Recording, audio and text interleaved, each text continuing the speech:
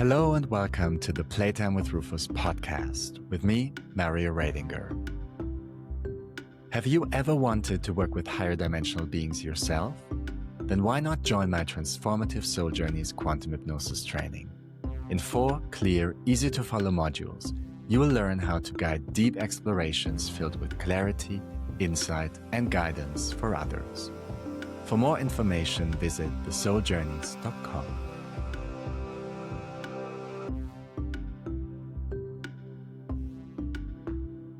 Hello. This is episode 22 of Playtime with Rufus, a spiritual and metaphysical podcast unlike any other. As always, I'm your host Mario, and I'm very happy you're here with Rufus, Emily, and me once again as we continue exploring the rules of the Earth game. This episode is a continuation of the previous one, but it's not just that. It's somewhat, let's call it, eclectic. We begin by turning to one of the most basic and least questioned rules of our reality, gravity. Why does it exist? What function does it actually serve in our playtime? And if, as we learned in the previous episodes, time itself is not as fixed as it seems, could the same be true for gravity as well? From there, the conversation opens into an even wider field. We touch on the mystery of the Earthian moon, other planets in our solar system, and the relationship between different playtimes and the beings participating in them. But rather than giving simple cosmic answers, Rufus keeps bringing us back to something far more important: perception. What you think reality is, what you are certain it is, and how much of that certainty is actually shaped by the interface through which you as an avatar are experiencing the game. And then, as often happens with Rufus, the conversation becomes unexpectedly practical. We move into fascinating topics like reality creation, collective versus personal perception, or what to do when everyone around you sees reality differently than you, and the very real frustrations many avatars are facing right now. From a seemingly dire outlook on home ownership and work, to AI, uncertainty, and the feeling that the game is changing faster than many can keep up with. What I personally appreciate a lot about Rufus's messages in this episode is that they do not just offer empty reassurance. They offer something far more valuable and helpful: a wider perspective, more room to breathe, and a reminder that a closed door is not the same as the end of the road.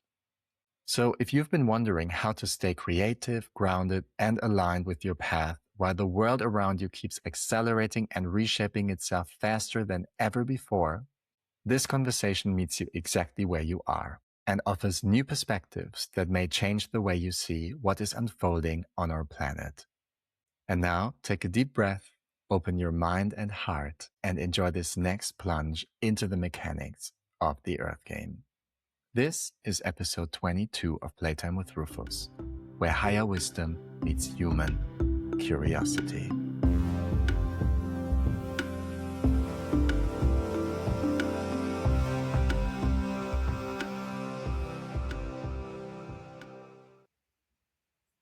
And I would now like to ask Rufus to integrate themselves into Emily's body so we can speak to each other again. May I speak to Rufus again, please? Yes. Wonderful. Thank you so much. Take your time to come in and let me know when you're ready. We are here. Excellent. Is there anything we can do to make Emily feel more comfortable or help you come in more easily? This is actually okay to us. This is pretty fine today. Thank you for asking, Mario. My pleasure. Well, thank you so much for being here. Welcome. It's lovely to have the opportunity to talk to you again. Indeed, it is. Before we dive into the remaining material, is there anything you would like to say or that you would like Emily to know regarding her current situation? As you know, she has been trying. Well, she and her other half have been trying. Of course. Yeah. to have a second baby. And she was hoping it worked out last week, but it did not. Is there anything you would like to say? Yes. Well, is there anything she would like to hear? Because apparently she doesn't. We could say a lot on the topic, but if she is not, let's say, happy to receive, then we will stay silent for now. Okay. Is there any advice or recommendation you would like to mention before we proceed? We might make her mad, but we can use the same word as we've been using all the time, which is patience and trust. Okay. Well, thank you so much. You're very welcome. And you probably remember that we were in the process of concluding the first season, so to speak, or the first part of the body of material we embarked on together. Yes. And that last chapter, so to speak, were the rules of the game we are confronted with as avatars in this playtime. Yes, although we would like to just point out that there is no real way to conclude something, yes, but we could agree that we will stop at this point. All right. We ended the conversation last time, even though there were still a couple of questions that I had on my list, and you said it would be okay to ask them today. Yes, it is always okay to ask. Right.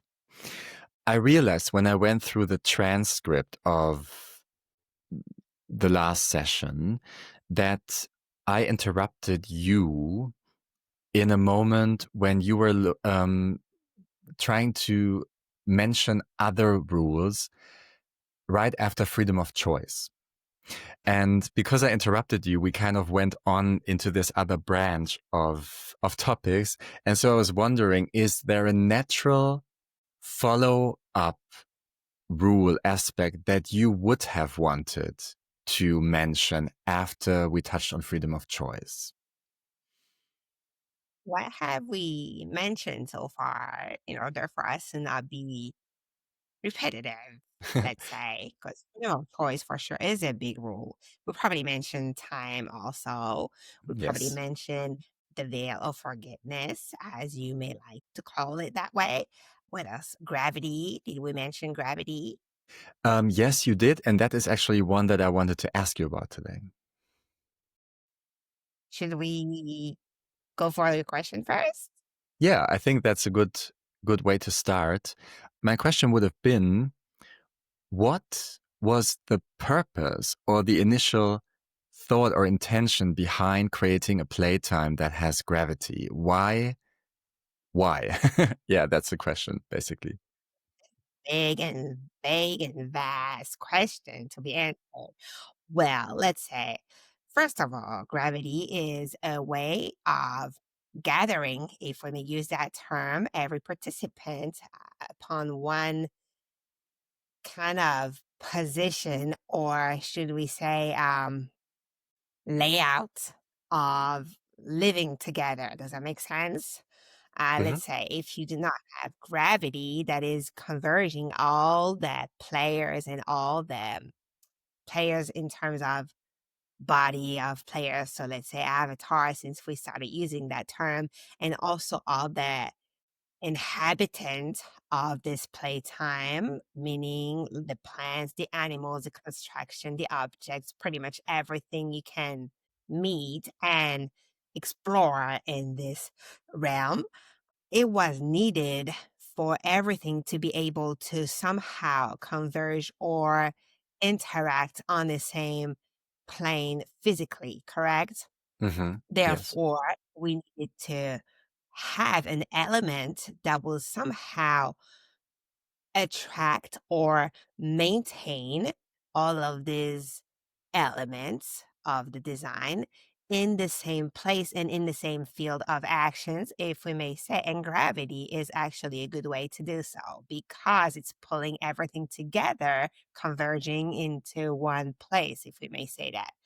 If you do not have gravity, you could find multiple ways of living this game at different physical level. And we are talking physical, in terms of Hmm. you can be floating, you can be upside down, you can have like multiple directions and way of moving your body and go about your day that will sometimes miss the other aspect of this game, right? If you Right. have gravity pulling everything together, therefore you have every aspect of the design game being on the same page, quote marks, or on the same field of action or field of operation, or somehow we are looking for a way to express this better, but we think that you are following what we're trying to say.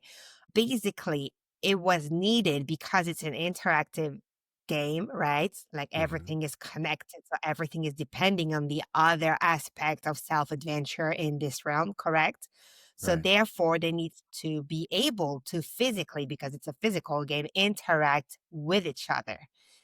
This is one of the main point of gravity, to direct everybody, making sure that they can actually meet on a physical plane so they can actually play the game the way it was intended. Does that make sense? It does. Yes. It's almost like if you say, you have a meeting point. Like if you want to do something with your peer, then you would say, okay, let's meet at this day, this time, this location, correct? Well, this is pretty much what the game is saying. It's like, oh, let's play a game together. We're going to meet at this location. Boom, gravity. Yes? Right. Does that make sense? It does. Yes. It's a bigger location, but it's at least a location that is given in order to make sure that everybody has the possibility of encountering each other and of interacting with the design of the game itself. Hmm. Yeah, that makes sense. Thank you. You're welcome. I remember when we talked about time, you mentioned Yes. that time has actually changed over time, or the way we perceive it. Is there something like that happening with gravity as well? Is it a changing thing, or is it constant? Well, it will not be as bending as time per se, because the constant in it will maintain you somehow anchored. Yeah. Hmm. It's almost like how can we say that? Think of gravity almost as an anchor, the boat. If you want the boat to stay in one location, somehow you have to throw the anchor into the water. Yes, you have to make sure it will stay here. Gravity kind of have the same, even if it's not completely the same, but have the similarity in Hmm. it Hmm. because it will somehow serve as an anchor to the attached being with this game, talking about the planet, right? And in order to keep everybody playing in the same surface, let's say, or in the same areas, if we may use that term, there is not an accurate word that we can use, but you will have to follow us through the concept because we don't believe that we can do better at putting a words for what we are calling field or um, plane of action or uh, area. Basically, this is what we mentioned just prior to what we're saying now, right? The Hmm. role of gravity is to bring everything and everybody back to a place that they can encounter and play the game together. If the being itself, meaning like the planet, is evolving, and if also the different characters of the game, different elements of this game are evolving as well. Therefore, somehow the anchor that is needed to allow them to play together will have to evolve as well. Do you follow? I think so. Okay. So, in terms of, is it still exactly the same as it was? No, just because since it's also attached to different elements that are evolving with this game, it has to evolve as well. But it's not as noticeable as the time bending changes just because the main elements, the main function of this gravity will remain the same for the sake of the game. Yes? It Right. will just move with the flow, if we may use that term. It will evolve with whatever aspect of the game is evolving also, meaning planet itself and the other elements playing this game. Hmm. So yes, it will evolve with them, but it will not change, quote marks, in the way that we would be talking about time changes, if that makes sense. It does. Yes. Okay. Thank you. Yes. You what? We not only experience gravity as avatars on this planet.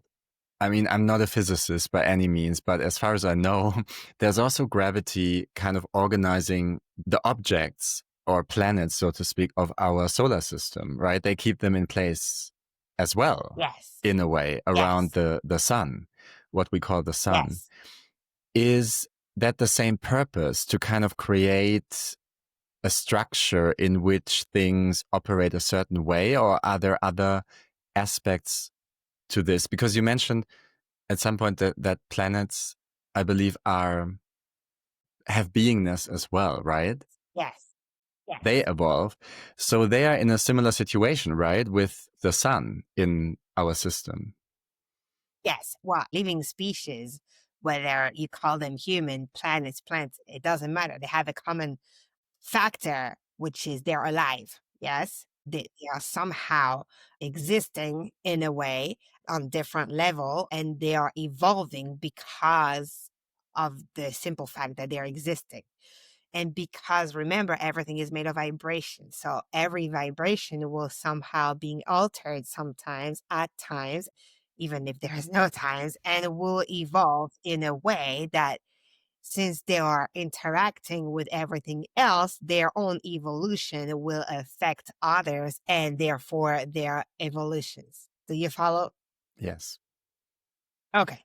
So if you are talking about the solar system and everything being alive in it, if one aspect of it, let's say one planet is evolving, therefore somehow everything else is also evolving or changing or adapting to this one planet's evolution. Does that make sense so far? Yes, it does. It's basically what you have a word for this, like a quantum science, or the fact that everything is interconnected in the universe. And this is what we're mentioning before. We are talking about this playtime, but if you want to mention a little more, everything in the universe has a connection to each other, because if we embrace that philosophy and you're going back the Russian doll, you will meet one piece, right, to start with. Yes. And Right. therefore, other pieces that come have to be connected because of this one piece. Makes We're good? sense. Yes. Okay. Well, yes. So in that sense, if you're talking about gravity on Earth and if you're talking about gravity in the solar system, it would have a function, definitely, and it will also adapt to every part of that system evolving. So Hmm. see, it doesn't matter where you are positioning yourself on what you're observing. If you have one living or one energetic being that is somehow changing or evolving, therefore automatically it's surrounding in every other energetic beings or living species or vibrational thingy, however you want to call it, will have to somehow respond to that change and therefore change itself. So gravity being linked within all those different beings, if the beings are changing, the rule of gravity will adapt as well. Will it change drastically? We are not sure it would, because it Hmm. would serve a specific function. but it will have to modulate. Maybe that's a better word. It will have to modulate with everything else in order to somehow keep the design in place and keep the game, depending on whatever game we're talking about on whatever scale, but at least still keeping the picture in order. Mm-hmm. Yes? Mm-hmm. Yes. If it evolves too much, then the changes will be drastic. Yeah. And you will have a completely different layouts if we're talking about the solar system that you're mentioning. We believe with Earth, with Mars, with all this planet, right? Venus and your solar system. That's what you're mentioning, right? The sun Yes. and everything. Yes. Okay. So, yeah. So you see, you have a kind of an organization with those beings working in a similar ways for many, many, many, many, many, many years, right? If you are changing drastically one element, then automatically the composition of the system will have to change drastically as well. And therefore, you would not have the same organization of the so-called system. Yes? Mm-hmm. Mm-hmm. This is not what the design has been made for. The organization has been made to be organized a certain way. Is it stagnant? No. Is it evolving? Yes. Are the changes drastic? No, not yet. Could they be drastic? Absolutely. But for now, they are not. Let's put it that way. Yes? Okay. Thank you. And this is why everybody has responsibility playing a game, no matter what the game is on, no matter what being it is taking place in. Since everything is connected, then basically every changes is marking others.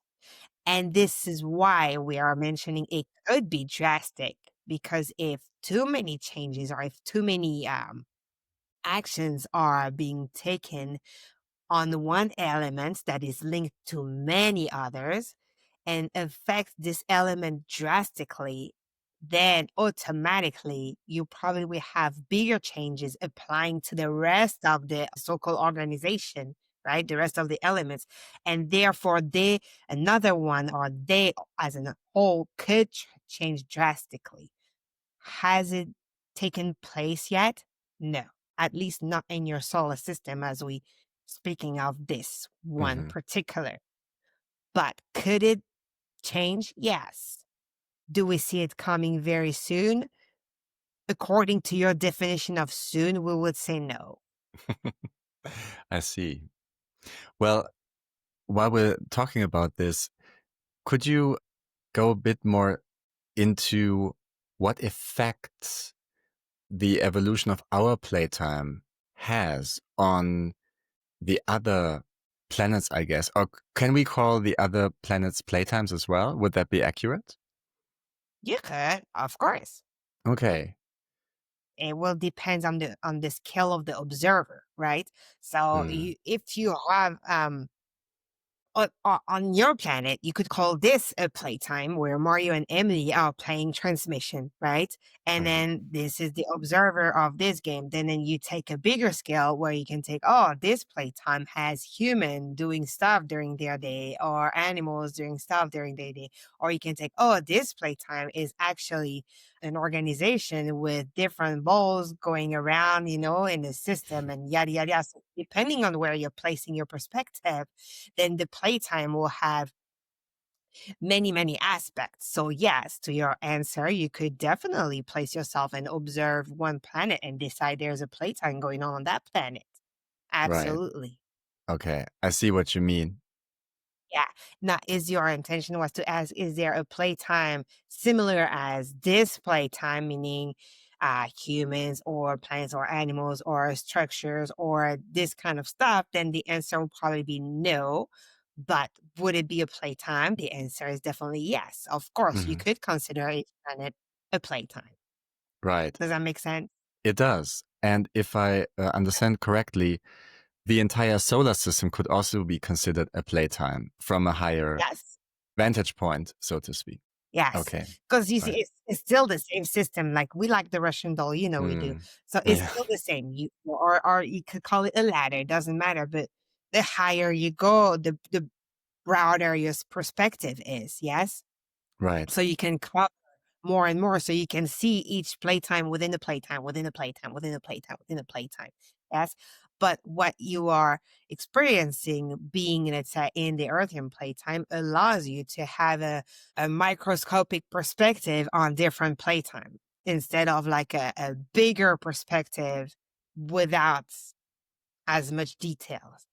Yeah, Does that make okay? it does. Yes. Okay. Perfect. So the question was, we believe, if how one changes on one playtime can affect the other part of the system, the solar system. Yes. Was it Thank the you. question? Yes. Yes. So, well, it will depend because, like we said, you would need some drastic changes, right? Let's say the bigger the being is, the bigger the changes in the vibration and in the organization itself of the being will need to be in order to affect other, because it will have to be perceived from the outside. Yes. So Hmm. let's say you big change in your life, you decided to I don't know, wear some yellow today. Okay, will it affect the other planet? Probably not. It will affect you, yes. It will affect somehow the frequency that you're carrying, yes. It will probably affect somehow the surrounding and what you're sending, but it will not be as drastic as it will affect on a bigger scale the other biggest elements of this bigger organization. Does that make sense? It does. But if now you have changes that are resonating across a playtime, right? Across the playtime as a bigger scale, across the bigger being that you're on right now. So let's say if we call it planet Earth, if you humans bringing changes that are resonating and vibrating in a way that it's loud enough so the being of Earth can sense it and can react to it and can adapt to it and can also evolve because of it, then this being that is quite big will probably generate enough modification that are drastic, quote mark, enough for the other being of this same scale to receive and to take on, to understand, digest, and put back out, because it's the same process, even if it's a bigger being. Remember, we talked about that process. You're gathering Hmm. information, you're putting them in, you're integrating, digesting, and put them back out, right? Yes. This is the same process for every being, including the big one as planets. So if you have one that is doing this, processing back out, and the out is really changing as, let's say, the usual, right? That is going out, then of course, because everything else is interacting and is responding to it and is linked to it, then it will start affecting because the signal is big enough to be caught, right? Right. So the planets, they are aware of each other the same way avatars on Earth are aware of each other. Kind of, yes. Hmm. We will not say exactly the same way because they are not wired or they are not designed to interact with each other the same way two humans per se are designed to interact with each other, because Yeah. again, it's not the same scale and it's not tapping into the same layers, right, of existence. Right. It doesn't have this level of what you call consciousness and yada yada yada. But yes, Okay. Cool. I would say, and correct me if I'm wrong, but I would say that yeah, what is happening on this Earthian playtime at this time of our history or evolution is quite intense, is quite dramatic, is loud. quite loud, yes, severe. So I would say that this would probably be felt, right, or sensed by the other planets or playtimes in some way. It would affect the solar system in a strong way, no? Yeah, probably. Well, have you turned on the info lately? Say that again. Have you turned the info lately? Right. Right? You Yeah. would, yeah. you would start to hear like scientific talking about stuff happening, about stuff they are noticing, about things that they are unable to completely explain yet, but they are witnessing, right? So all of this, yes, is becoming loud enough to have somehow a signal that is breaching out and that is resonating with other bigger beings and that is actually somehow affecting. Now, in terms of, is it gonna explode the entire organization, or is it gonna shift it so hard that it's gonna be completely reorganized?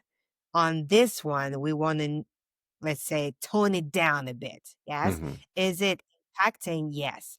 Do you start to see it? Yes, because like you said, it's becoming louder and louder.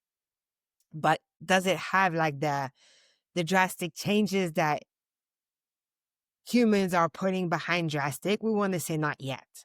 Yes? Yeah. Yeah. I understand. It's becoming more and more noticeable, it's becoming more and more tangible, but it's not yet blowing up in your face. Okay. Yeah. Thank you. You're Um, welcome.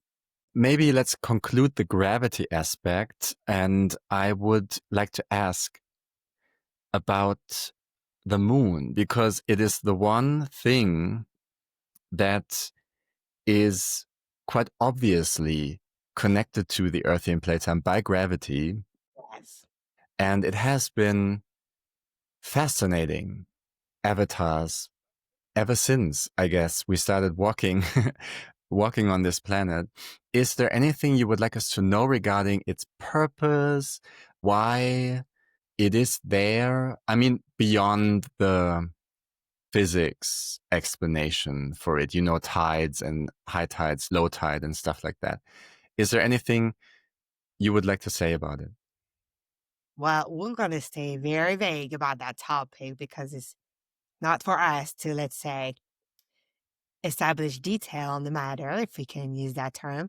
But basically, think about it. Like you said, gravity is regulated somehow. The moon that is anchoring, if we may say that word, or that is actually attached or connected to the earth, right? But therefore, even if you have gravity within the two, when you go on the moon physically, the moon itself doesn't have the same law of earth that has gravity that will gather the inhabitants together in the same spot, correct? Right. So there may be something to draw from that. Let's say Earth, Playtime, has gravity to put everything and everyone that is going to be on it together in order to interact on the same field.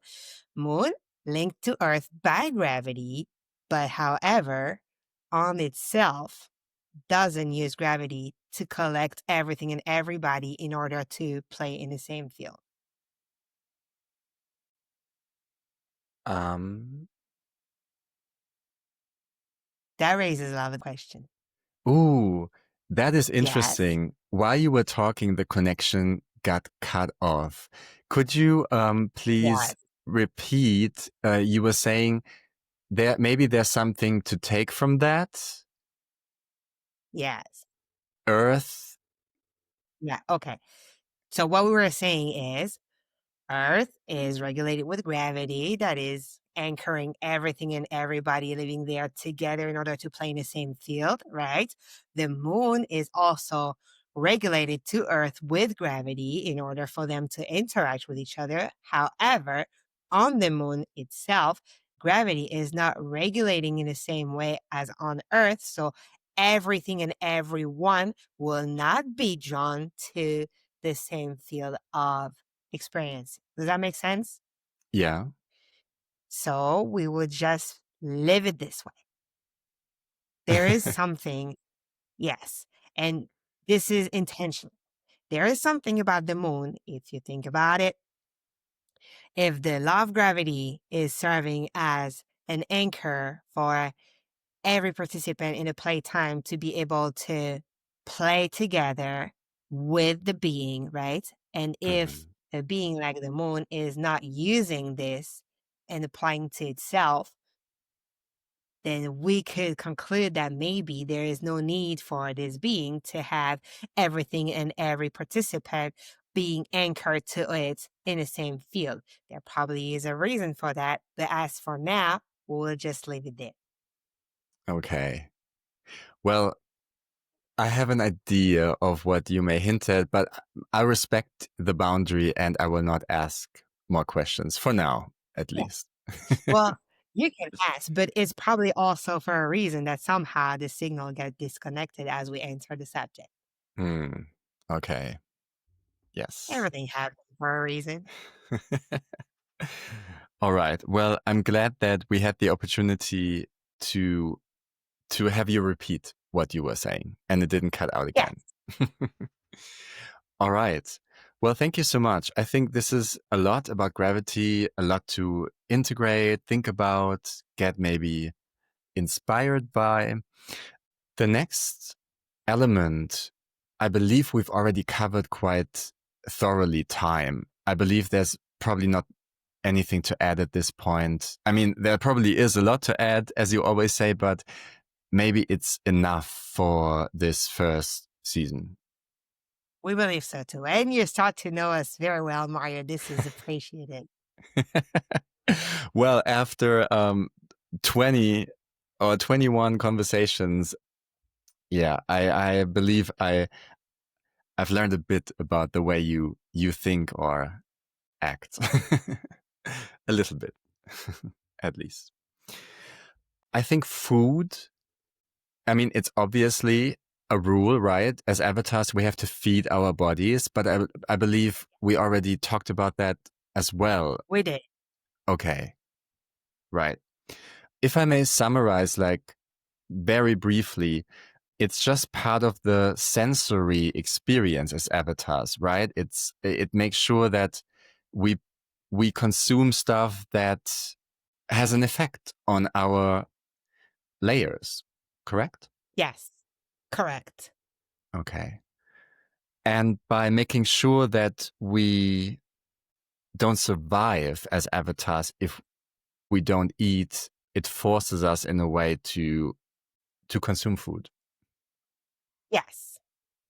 Basically, think about it. You're in a physical vessel, right? Mm-hmm. To play this playtime. You have to have a physical vessel. So therefore, you need a fuel to that physical vessel. You have to. It's a mechanic action. It's almost like if you have a car, you don't put any fuel in the car won't move, right? If you Right. have something that is mechanical, you don't oil it well at one point, if you're doing like this is going to block and you're not going to be able to do it and operate it anymore because you haven't feed it oil, right? It's the same. You as a complex design vehicle, you will have to fuel yourself on different level that will distribute to different layer and different aspect of yourself. So when we mention food, of course, we're thinking about food in terms of intake, in terms of what you call solid food or liquid food that will go within your digestive system, right? And that would feed your body from the inside physically. But you also have other food that we mentioned before, like you say, going through your senses. That could be visual food, food that you hear, food that you sense, food that you touch, that you feel. Anything that would basically being taken in somehow is fuel to your vehicle.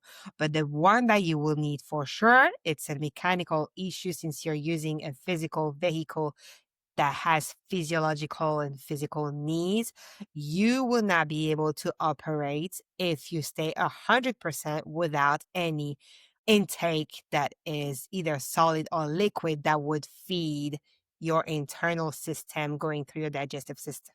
Yes? Yes. So you are designed this way. Your vehicle is made this way. This is the fuel that needs to be put in a tank or needs to be put in a car or needs to be put in a whatever you call it. Plants need fuel as well. You do too. So the same way it will be very difficult for a plant to operate without water, without soil, or without sun, wind, and all those different elements. You will have your proper needs that are attached to the design of your vehicle, which you call the body. Yes? Mm-hmm. Yes. So food is very important if you want to maintain yourself, meaning your body's health, intact within this game.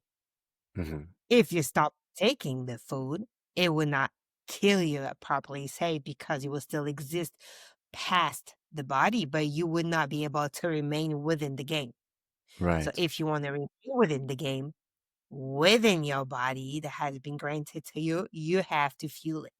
And Right. therefore you have to feed it. Hmm. Is fuel a mandatory requisite in any playtimes that have physical avatars? Or are there playtimes with physical bodies that don't require fuel? You will have to have a fuel. It doesn't Hmm. mean it's the same fuel as what you need. Let's say your avatar in Hmm. this playtime Hmm. needs to eat, to drink, basically as a main fuel. But on other playtime, it is possible that your fuel will be others than those aspects just because the physical vehicle you'll be in will be wired differently and will not need this type of fuel. But 100% sure you will need a fuel if you have a physical envelope. It Right. doesn't matter which kind of fuel, you will need some fuel. Okay.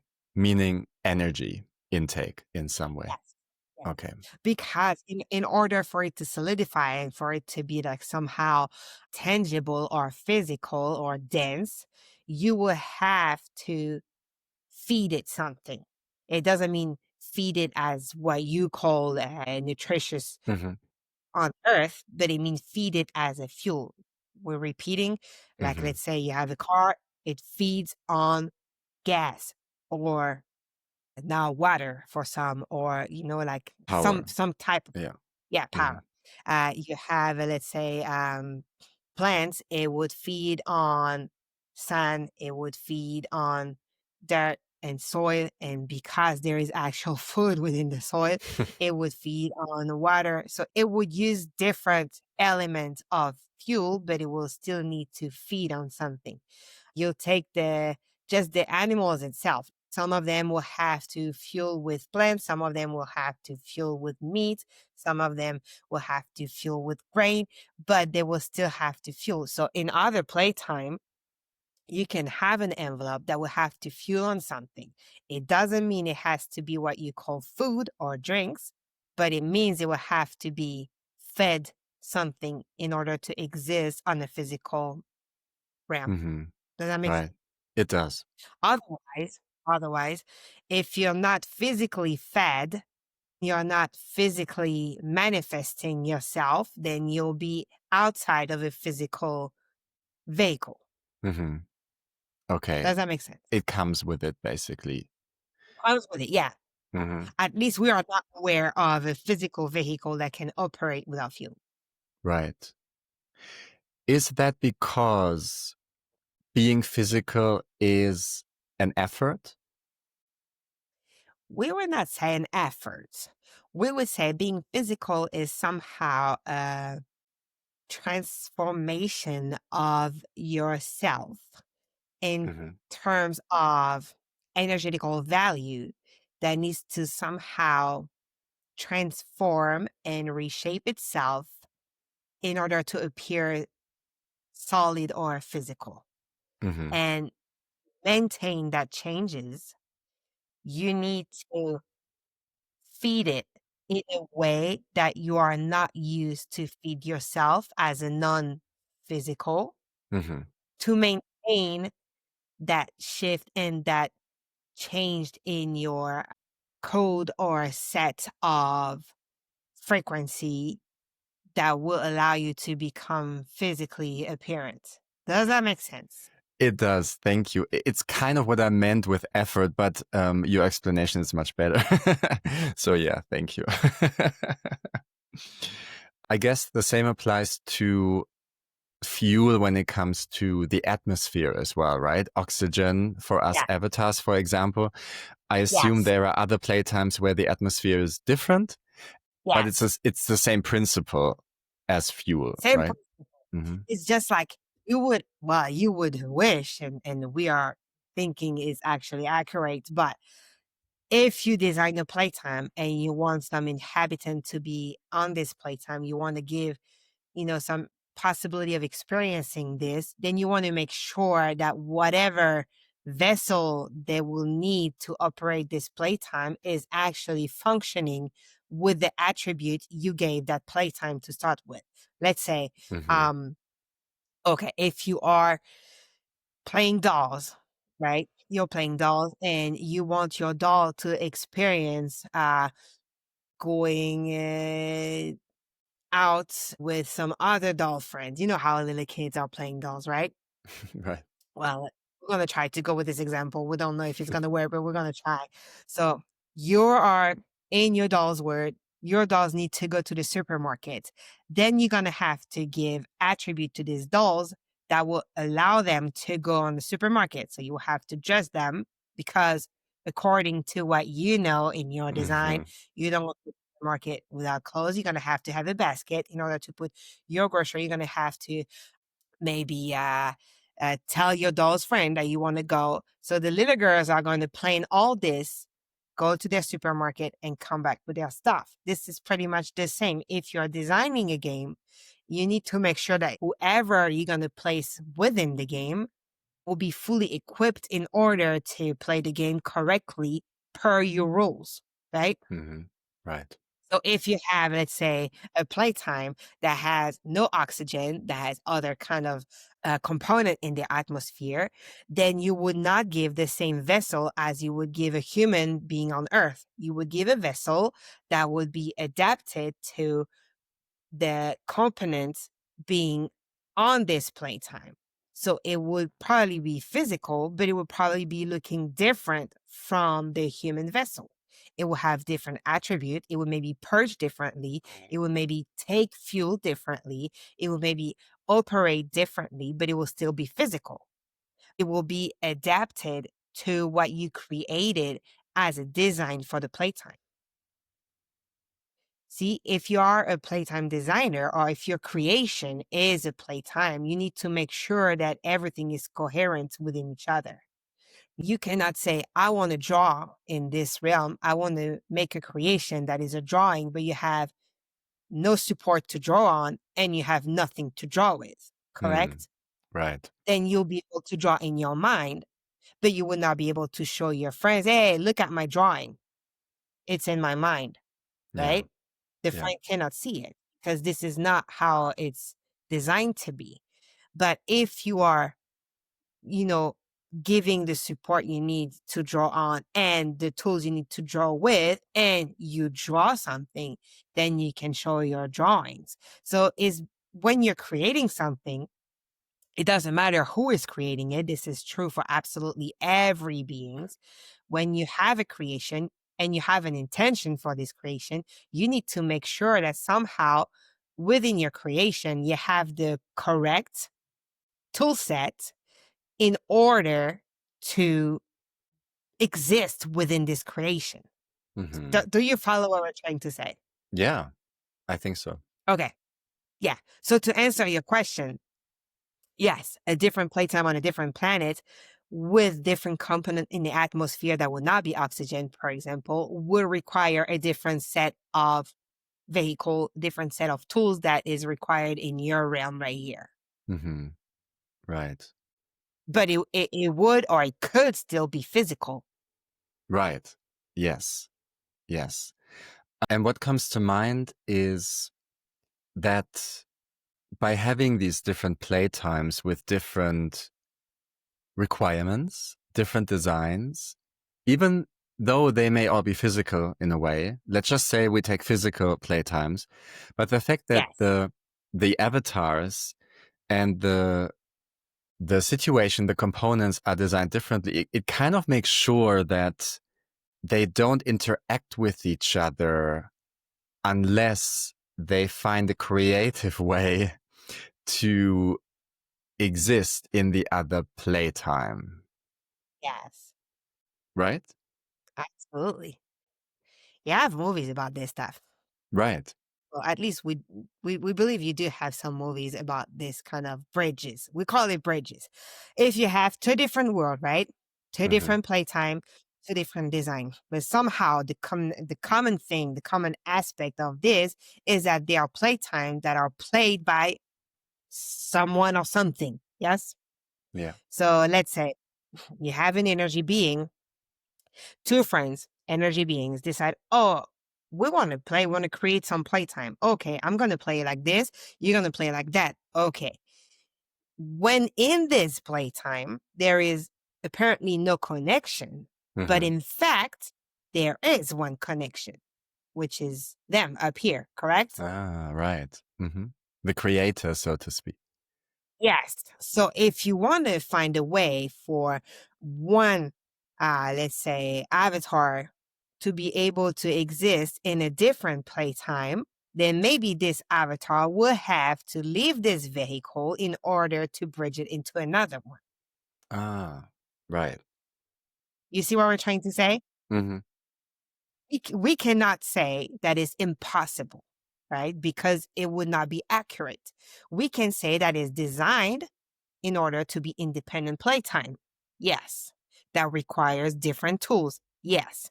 But is it bridgeable? Is it possible that one avatar from this playtime through its own creation find a way to Hmm. wire itself in order to be playing in another playtime? We cannot say it's impossible. That would Hmm. not be accurate. It could be possible, depending on how creative this avatar may be, and depending on how they can connect with their player in order to bridge into the other level. Does that make sense? It does. I mean, in a way, it's part of my work, right? When I work with avatars, we kind of do that. We dip toes into other playtimes in a way. Yes, Yes. exactly. So you're bridging. That we like bridging because it's clear. You know, when you have bridges, it's Hmm. visual, is you understand. But you could also somehow, and this is possible too, let's say have a playtime, right? With vessels and avatar in a vessel that is wired a specific way, another playtime with avatars and vessel that are wired a different way. But Hmm. somehow, this vessel could subsist in this playtime. It would not necessarily feed the same. It would Hmm. not necessarily fuel the same, their physicality, in order to keep their vehicle, but the vehicle could subsist in this playtime. Let's say, well, you have a movie, E.T., right? This movie, Yeah. E.T. Let's take just this. You have two different avatar, right? The little boy and E.T. itself, correct? Yeah. Their physicality is completely different. The way they eat is different. The way they communicate, everything is different about them. But somehow, when E.T. lands on the little boy playtime, it's able, with some restriction, of course, but with some level of adaptation, it's able to subsist and to sustain itself within this realm, correct? Right. So that means its vehicle, even if it has limitation, is able to endure a different playtime that was not necessarily meant for its vehicle to start with. Hmm. Yeah. But it doesn't mean that it's not possible. You see, so we want to be very careful on what is understood of our saying. You will have different playtime. You will have different set of rule. It will require a different vehicle and different way of fueling this vehicle and different way of operating different tool set. But it doesn't mean it's not possible for some of them to exist and to sustain themselves in a different realm. Right. The same is true. It doesn't mean that it's not impossible, because it could be impossible for some of them to sustain themselves in a different realm. Let's say you're going into space without how was the word of it? Well, without the thingy on your head to breathe, right? The You're going into helmet. space. Yes, you don't have this on your head. You cannot breathe because your Hmm. body is not wired, at least not yet, is not wired for you to breathe outside of this, right? Right. So you would not be able to sustain your body in this, but yet you found a way to do so because you created a helmet that is allowing you to breathe into space. Correct? Yeah. Yes. Okay. So you see, we could answer this question many different ways because since creation has the power of creating itself, then there is always a possibility of finding ways to exist within places that you are not supposed to sustain your physicality. Hmm. Right. Does that make sense to you? Yeah. And I love that you picked up on that because that was in my mind. I was also thinking about that, like actually physically visiting another playtime, not Yes. not out of the vessel, but actually in the vessel. But you explained it. Yes. But that requires some creation because in order Hmm. for you to go to a different playtime, first of all, you need to be aware that there is a different playtime, right? Right. You need to create a way to reach this other playtime. You Hmm. need to create a way to sustain yourself physically in this other playtime. So there's a lot of creativity, a lot of creation that is required of you in order to do just this, right? So this is Yes. why we're saying it's definitely not impossible because creation has the ability of creating, Yes. but it will require some stuff to be thought of and to be crafted in a way that will allow you physicality to go and reach that realm first and then sustain yourself in it. Right. May I play the devil's advocate again? Yes, you may. Well, maybe it's not a devil's advocate situation per se, but I'm aware that there are avatars on the Earthian Playtime that say all of this planet thing, it's not true. We couldn't leave Earth in our vessels because the sky, it's all an illusion. Earth is not a planet. It's not round. It's all a lie. And I was wondering if there's something that you can say, seen from your perspective, how do you perceive our solar system? How do you perceive the the shape of the different planets? Are they in fact spheres? Are they not? Is there anything you can say about this without violating any rules or restrictions? Yes, but our perceptions are very different because we are not seeing with your eyes. We are sensing energy. So for Yeah. us, what you may see flat, brown sphere, or whatever, we will see it as an agglomeration of energy, as a compact. How describe it? It would not appear to us in what you're thinking it would appear. Because let's say if you're Hmm. taking the sphere, the flat, the dome, whatever, there is still the same kind of like perception of it with this blue, this like brownish, and this like white-ish covering everything, right? There is still this kind of aspect picturing whether it's a dome, a sphere, or Hmm. flat. There's Right. still this that is coded with it. For us, because we are not with the same vision as you, because we are not sensing and we are not seeing from the same design or tool set as you have as an avatar on Earth, it would not compare to what you are trying to describe. Hmm. So if we're describing to you planets, then for us, it will be just a big source of energy that would resonate with different frequency of vibration. And therefore, that would be appearing completely differently than you are Right. thinking they're appearing to you. So this is why we want to say if someone is believing that the earth is a dome or flat or they cannot go through the sky because there is nothing that we want to say, okay, maybe they're right. Because whatever you're thinking, this is what is in your world, right? Hmm. So if you're thinking that, oh, you cannot do this, you cannot get out, or you cannot explore outside, then you're probably right because you're already deciding that you cannot, correct? I see. Are you following? Yeah. Yeah. Because you're a creation that has the power of creating, right? So now if you're thinking, okay, now I can definitely find a way, I can do this and I can do that, then you're probably right. Maybe you can. Hmm. But in terms of define and tell us what it looks like if you're asking us, or if you're asking, like, let's say what you would call 2.0 us, or higher, the way we're perceiving it will be completely different.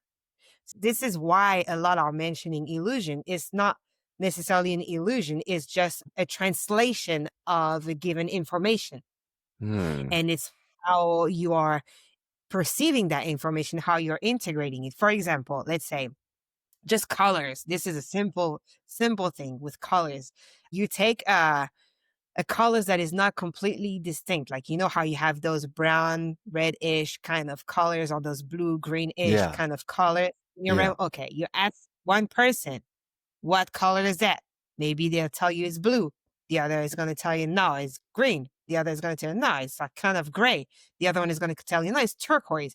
The other is going to tell you, no, it's teal. Like everybody will perceive it a complete different way. And everybody will probably be right, because you will have a way of digesting the information that will appear a certain way to you.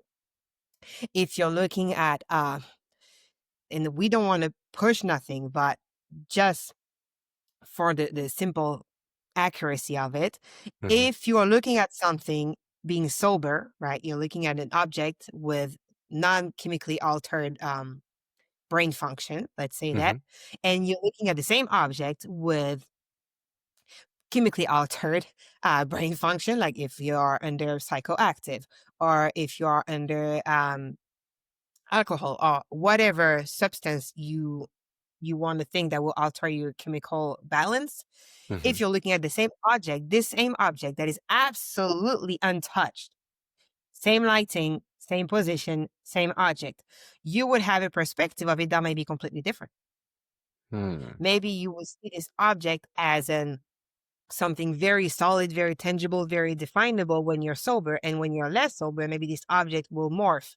Maybe this object will start moving. Maybe this object will not be as defined as you thought it was. And this could be true for many things. If you're looking at a flower from below, you would see a green long stuff with Mhm. maybe a kind of a white round shape, let's say that way. But you look at the flower from above, maybe you will not see the green part. You will only see the yellow and many colors and the shape of the petal. So your perspective of it, if you're describing it, it will be completely different. And this is accurate for pretty much everything. The way the observer is when it's observing something, and how it's observing it, with what senses, with what condition it is, will define what you see. And this is why people like to say everything is an illusion. Is just everything is perception. The Hmm. same exact thing will be seen multiple different ways by multiple different people, by multiple different, even not people, energy being, because they would not be looking at it the same way. Does that make sense? It does. I think you are explaining one of the realizations of quantum physics, I believe, that the observer cannot be separated from the observed. It's Yes. influencing. Yeah, okay. Yes. Of course, Right. because it's this is a concept that is very hard for us, because in your words, you're talking sometimes about objectivity and subjectivity, right? Right. But because everything is going through an interface called you, right? Or the other, or the other guy, or whatever, but it's going through an interface, then objectivity doesn't really exist. You have a subjectivity that is really subjective, and you have a subjectivity that is a little more neutral or objective. But objectivity, for what it implies for real, from our perspective, it doesn't exist really, Mhm. because you always have the person observing that has its proper interface and his proper way, or her proper way of integrating information, gathering it to start with, integrating, digesting, and putting back out.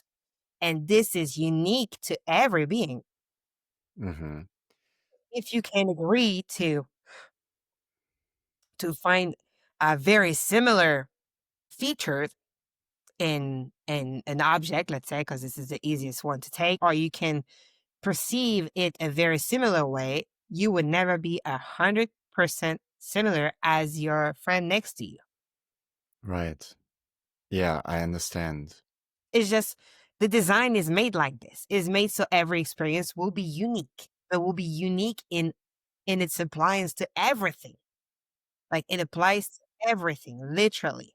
And this is why this game is splendid, because you really have like many way of enlarging your spectrum if you can embrace that you are the only one having this experience this way, and that everybody else is having a slightly or a lot different experience. And it's okay and it's normal, quote marks, because you're wired a very unique way with a very unique vessel, with a very unique player becoming an avatar, with a very unique perception of your game, with a very unique history of your game, the more you play in it, with a very unique everything, right? Hmm. In terms of us answering your question, can we tell you if the planet is spheric or dome or flat? Then unfortunately, we can't. I Does see. that make sense? Yeah, it does. It does. Um, so it's futile, or there's no point in fighting over perception for avatars. Well, if you ask us, no. Mm-hmm. If you ask us, it's actually beautiful to embrace perceptions Mm-hmm. with their different aspects. The thing is, because you're evolving in a physical world and you have tangible, you have density, you have all this materialistic stuff, then it could be very frustrated, because when you see something appearing that you can touch, appearing solid, appearing like, let's say, a cone, then you Mm-hmm. want the other one to say a cone is a cone. You cannot say a cone is a square, or like it would be very frustrating. But if the other one is playing fair and not being naughty, let's say Mm-hmm. that, and it's not messing with you, if what they are perceiving is very much a square and is truly a square, then they have the right to call it how they perceive it. It doesn't mean it's going to change your way of perceiving it. It Mm-hmm. just means if this is an honest perception on their end, then you are now realizing that what you're looking at to be a cone could actually be perceived per others as a square. And it's okay. For you, it's a cone. For the other one, it's a square. Right. Yeah, I'm afraid we're not there yet as a species. Oh, all right, you're far from there. You're very, very far away from there. But it's okay too. Mm, It's okay too. Because we understand that it could be frustrating if you're sure of what you're witnessing and what you are translating as information. You're sure it's very frustrating to have somebody next to you telling you that no, it's not. yeah. But it's almost the same as if you take a zebra. A zebra, is it white with black stripe, or is it black white stripe? Mm, right. Right. Yeah. Yeah. Okay, I get the You point. have a lot of stuff like this that humans could argue about for days, Yeah. but it's just black and white. It doesn't Hmm. matter which one is right. You're both seeing black and white. There you go. Yeah.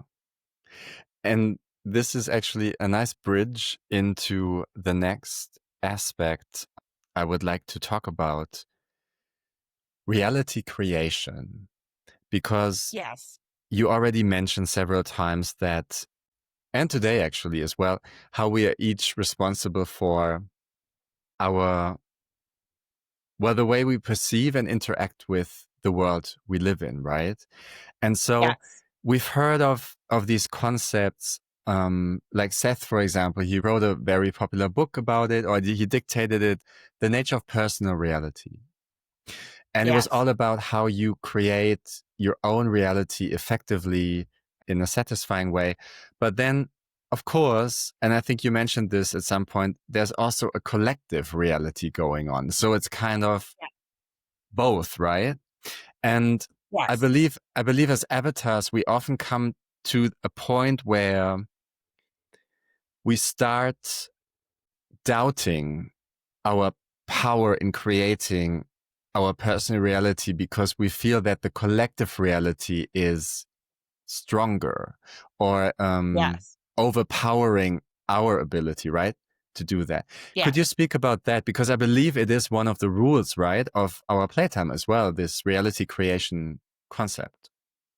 Yes. Well, it's pretty much the same as what we're mentioning. If you have, let's say, your own reality that you're perceiving a certain way, but in front of you, you have 1,000 other avatars that are perceiving the same thing a different way. And therefore, you have to create some collective rules, right? Mm-hmm. Then the design of this game that wants to please most of it, Mm-hmm. then we'll go with, okay, if you have one person perceiving it this way and you have 1,000 perceiving it this way, then the rules will be that this thing is going to be perceived the way the 1,000 person are going to perceive it, and it's going to be correct. It's going to be labeled correct. And your way of perceive it is going to be labeled as wrong because it's a duality thingy, and then they love to put tag on it, and it has to Mm-hmm. be one right and one wrong part. Yeah? Mm-hmm. Right. But if you're playing your game, understanding that, that's saying, okay, if I'm playing this game and I'm not alone in this game, unfortunately, sometimes my way of seeing things will differ and will be completely different from what the collective is seeing. And I'm okay with that.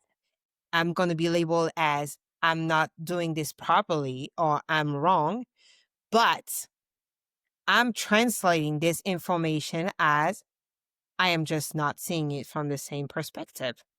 They Mm. think I'm wrong. They think they're right. I can accept that. I can hear it. But for me, I know I'm just simply not seeing it from the same perspective. And this becomes very hard to embody and to embrace because of the heaviness of what's in front of you. Because when you are certain that you're not wrong, that you're just seeing it from your own perspective, that they might not be wrong because they're seeing it from their perspective. But when you have a collective, let's say, that wants you to believe you're wrong, that is pointing their finger at you saying, we are right, you are wrong, it is very hard because it requires a lot of energetic Yeah. fuel to maintain your position within yourself as I know I'm not wrong, I'm just saying it differently. And it's very easy to be swallowed in that machine, starting to think, okay, there are several thinking this, they must be right, I must be wrong, therefore there is something wrong with me because I'm thinking this way when I should be thinking like the others. You see where the slip is? Yeah. So what we could say is we are aware that this is easier said than done, but if you can resist and not fight, because also sometimes the conflict come because you're fighting your right to be right? Because you want to be right as well. So let's say you have in front of you the 1,000 people that are telling you you're wrong, we're right because we're seeing it this way. And you in your head, you're like, no, they're wrong, I'm right. So you're basically putting the same fight as them, except you're one, they're 1,000. So automatically in your physical world, you would lose, right? Mm. Right. But your strength could be in the opposite reaction, in the way that you're not fighting it, in the way that you're like, okay, yeah, well, you're 1,000. You say you're right. Okay. You have the right actually to believe you're right. You think I'm wrong. You have the right to think I'm wrong. But me, I know I'm not wrong. I know you're not right. I know we just have two different way of perceiving the one thingy. If I can maintain that frequency, if I can maintain that, I would not accept to be completely swallowed by the machine and completely being pointed out. And I would just not fight you. I would just say, okay, I know I'm not wrong or right. I'm just seeing this way. I know you're not wrong or right. You're just seeing your way. And I'm just going to go with this. Then automatically the pressure will drop and the fight will just somehow not Mm. cease, but it would calm down because it's going to be one fighting alone. You're not going to be fighting. You're just going to be, oh, you can get mad, you can press, I'm okay. I'm not fighting the fact that you think you're right. I'm actually agreeing with you on the possibility that you truly believe you're right, and it's okay with me. Yeah. But I'm not thinking I'm right or wrong. I'm just thinking I'm observing and I'm perceiving it to be this way. Right. But this is something very hard to do, which is sad because this is something that is very powerful if you want to manifest and create an experience that would not suffocate you. Does that make Mm. sense? Yes. Yes. I think what you were describing is the world is in need of that.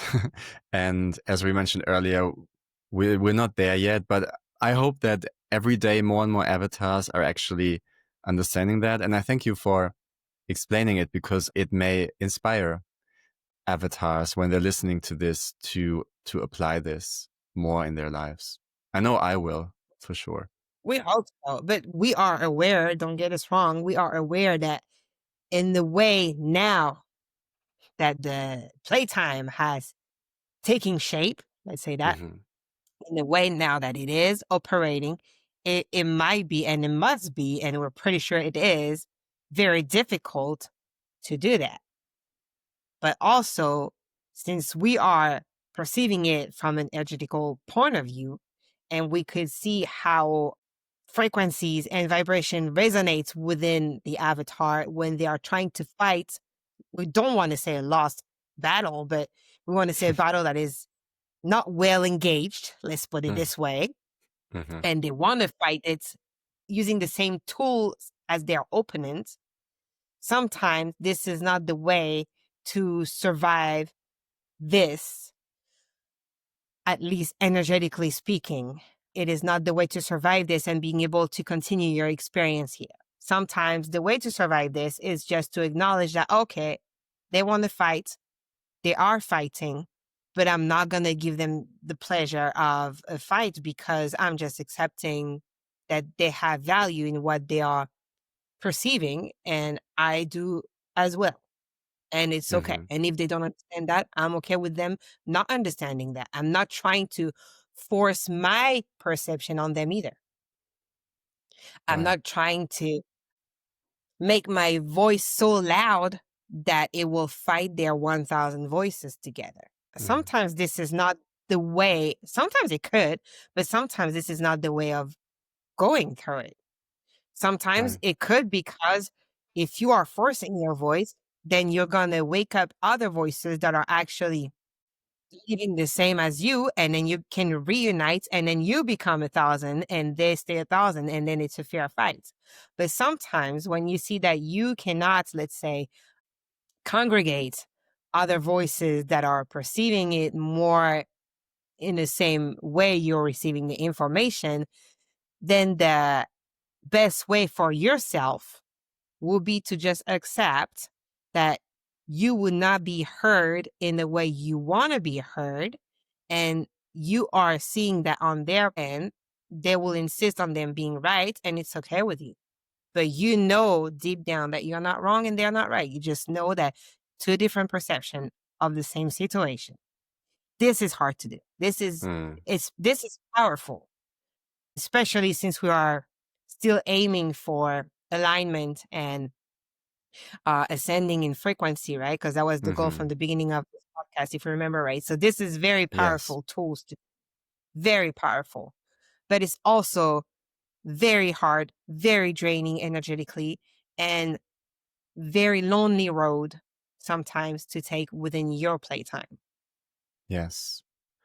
Also, because sometimes when you're the one facing the thousand, let's just take it as a metaphor, or you're 100 facing 1,000, um, and the thousands maybe have the system on their side, the law, legislation. And so by actually not sharing the same perception as the thousand, you kind of have disadvantages Yes, as an avatar living in a system. yes. And usually you marginalize yourself. And then Yeah. you have two way of, or maybe more way, but like we can just quote two ways of doing it. if you feel like you're marginalizing yourself, then you can accept that you're no longer able to be part of the system and use the system for what you're using it on a daily basis, and maybe create a different system. And you have a lot of people that are actually doing this more and more, Hmm. where they are feeling that they cannot be part of the system. We can see it with parents and kids, let's say, with the educational system, where you have more and more parents that are going back to homeschooling because they are not in resonance with the system, and they see that they cannot fight or win the system, but they find a loophole in it and they use it to create their own system, meaning they won't be able to use the quoted system for, let's say, social life for the kids or whatever they want to use it for, and they will have to create and do it on their own. It's not impossible, it's just also, one more time, requires creativity. Right. The same as when you have people that are more and more living off grid because they are finding themselves not having the same perception of the system and the economics influence that is within the system. They don't like it anymore. They can't fight it. So they just exit it and they create their own system, their own economical system, their own energetically speaking of, electricity, water and resources, all this stuff, and they live like this. But that means somehow they have to sacrifice, or maybe not sacrifice, but they have to not use part of the system that they might like used before. Let's say Mm. if you live off grid, but you were somebody that loved to go to social party, restaurants, movies, theater, yada, yada, yada, all this stuff, then maybe living off grid means that you're not going to be longer part of the system, that you don't like how they are perceiving stuff, but you might Hmm. lose some stuff that you liked from this system. And this is for you to see where the balance is. So you see, even when you think you're stuck and when you believe that you are unable to handle the heaviness of a system that is not representing you, you may have, we're going to say may, you may have other options available that are just hard to take because it doesn't have every little aspect that are pleasing you. But Hmm. sometimes you have to leave stuff that are too much of what you don't like, of what don't resonate with you, and too little of what you do like, even if the stuff that you do like, you like them a lot. And just accepting that, okay, I'm going to drop that and it's okay. I'm going to lose some, but I'm going to be creative and recreate something that is more in resonance with me, even if that means I no longer have access to this kind of stuff. Right. Yeah. So yes, it is difficult, and we are well aware of this, but we won't say it's impossible to somehow create something different. Hmm. I see.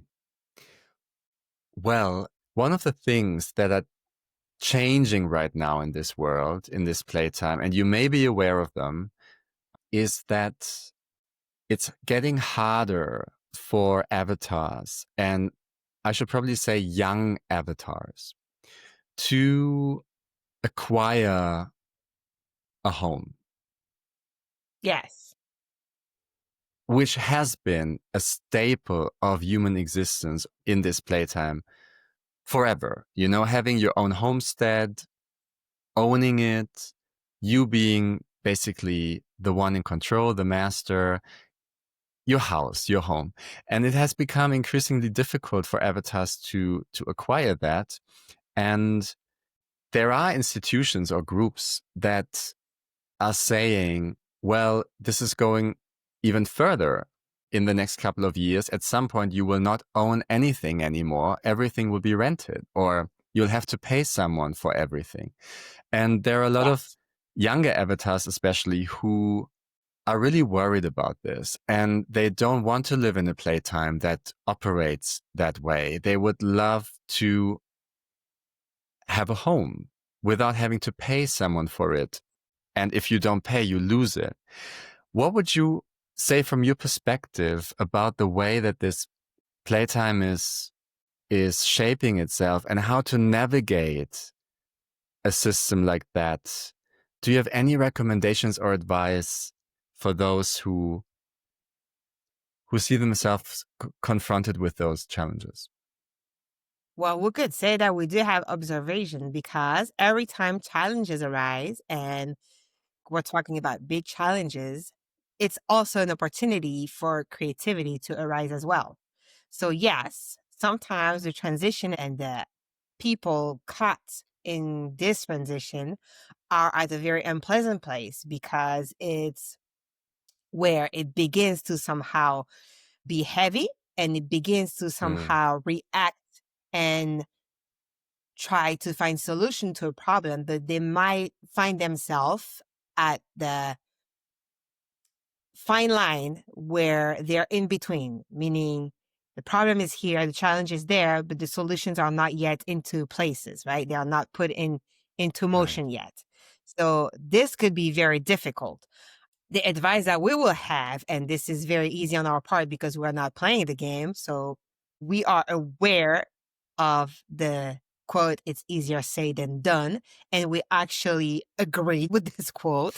But just for the sake of it, we will advise them to really look at the situation and try to maybe observe or open their spectrum and see if they don't have other choices that would not have been a chosen choice, if we can word it like this, to start with, but that would be a more acceptable situation than the one they are presented with. Meaning, if this is true, we also notice that there are a lot more people that are starting now to downsize houses and to live in very small spaces that won't have the same commodities, that won't have the same location, that won't have the same, let's say, comforts that they would provide before, but that they will be able to call home and that they will be able to call theirs. This has been more and more dominant, let's say, and we would like to point this out as an creative way to answer a challenge.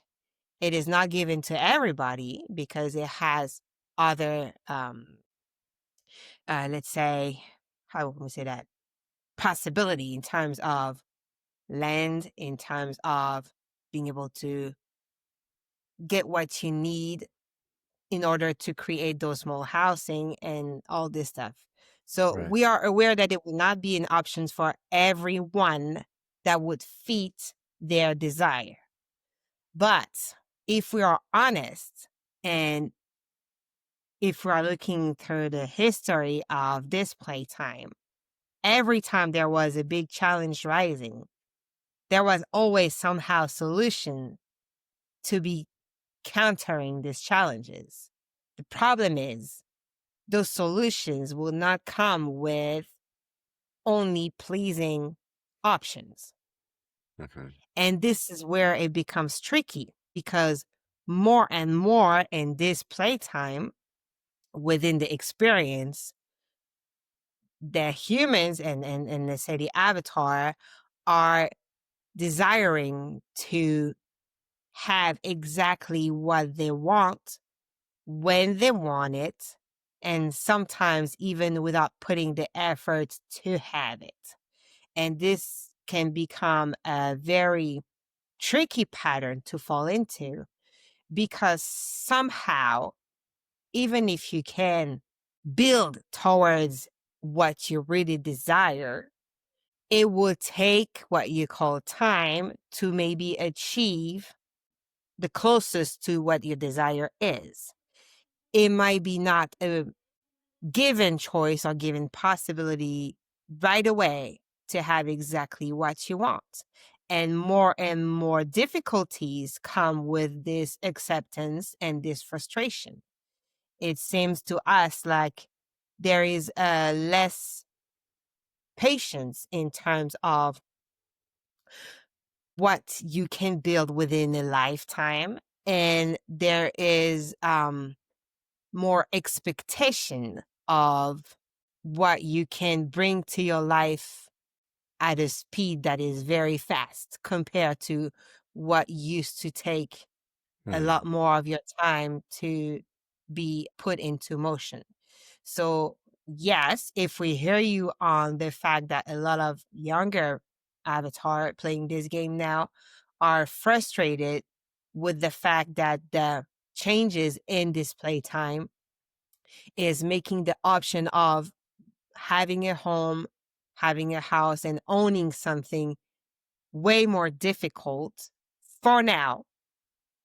It doesn't mean it's impossible. It means that it will require some choices to be made, and unfortunately choices from choice that they might not like to be made, and maybe creativity, way of finding a way to build towards what they are trying to achieve instead of to go get right away what they desire. Does that make sense?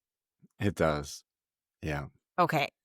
We believe it's related to the time accelerating and everything being exponentially rising, whether it's what you call darkness or light or whatever, but everything is shifting and shaking and evolving faster in terms of energy right now in your realm.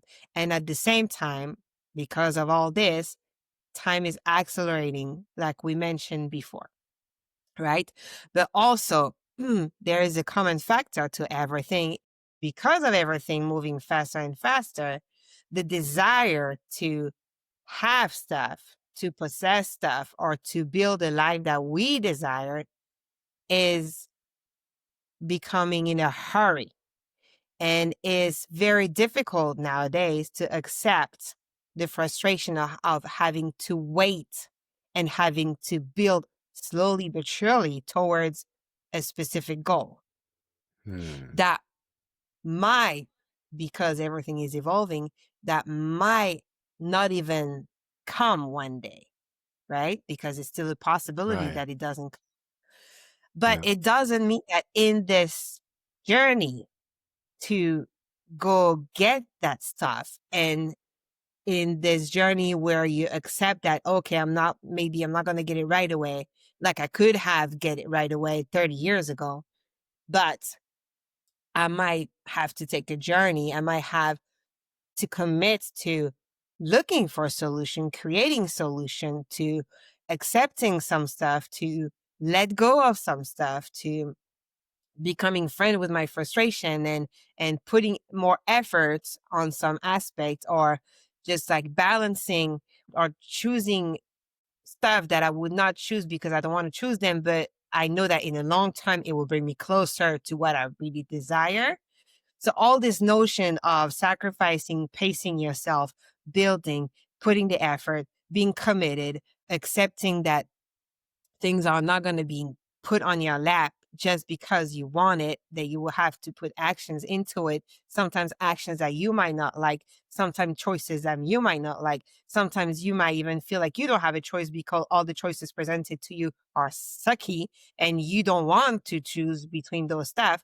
But unfortunately, this is also part of the experience, especially nowadays. So the best advice that we could give is accept that your playtime is now this way, and it's not necessarily to reminisce on what it was before. Because if you're honest with yourself, you would see that nowadays some stuff has changed positively compared to what it was before. And some stuff has changed in a more negative aspect from the perspective you're describing from what it was before. But because everything is changing all the time, it is not set in stone that what you are saying today is harder to get will stay harder to get in the future, even if the thousands are saying this is going to be like this. They are not 100% sure of what tomorrow will be either, right? Right. Nobody is really. So all you can do is make sure that your intention and the goal you want to achieve is clear to you.